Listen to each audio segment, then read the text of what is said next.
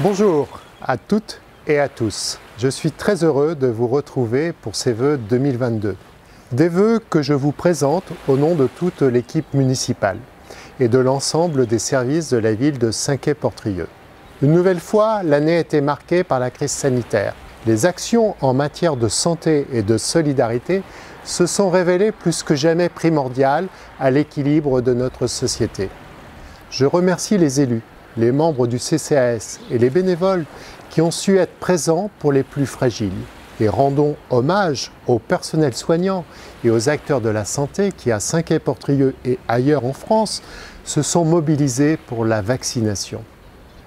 Dans cette période parfois incertaine, je vous encourage aussi à soutenir vos commerçants locaux, comme nous l'avons fait tout au long de l'année. En effet, malgré des conditions d'organisation restrictives, nous avons pu proposer des événements sportifs et culturels de qualité qui ont attiré un public plus nombreux dans notre commune.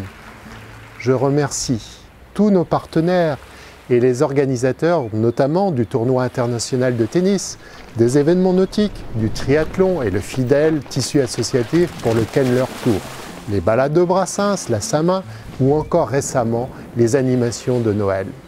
Nous présenterons prochainement le budget 2022 pour notre commune. Bien que les conséquences de la crise sanitaire sur nos recettes appellent à une nécessaire prudence, nous serons ambitieux pour Saint-Quay-Portrieux. 2022 sera marqué par l'ouverture du nouveau centre technique municipal à Kertugal. Le terrain libéré dans le centre de la ville fera l'objet d'un appel à projet pour la création de nouveaux logements. L'ancienne gare sera conservée. La demande en logement est forte à Saint-Quay-Portrieux. Et pour y répondre, l'ouverture de la nouvelle station d'épuration nous permet aujourd'hui d'accorder de nouveaux permis de construire à des familles et à des entreprises.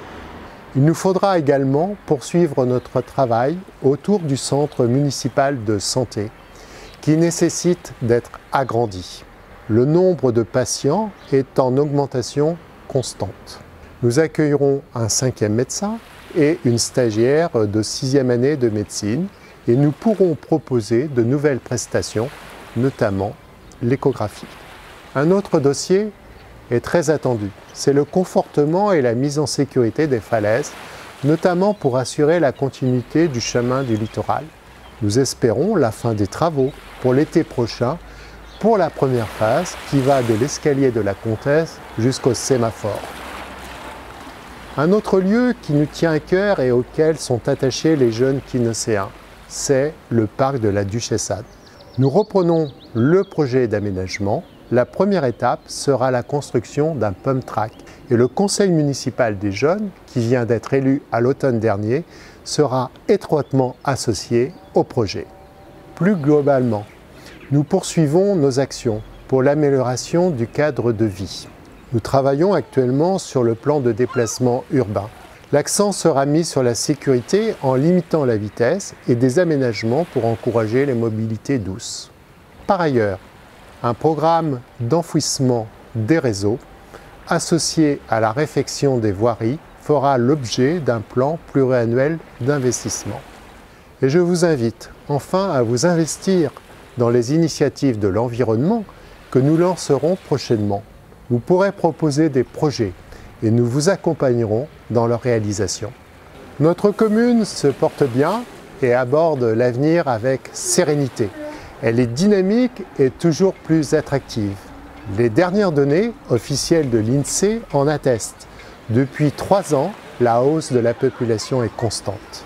Chères quinocéennes, chers quinocéens, au nom de l'équipe municipale, je vous présente une nouvelle fois nos meilleurs vœux.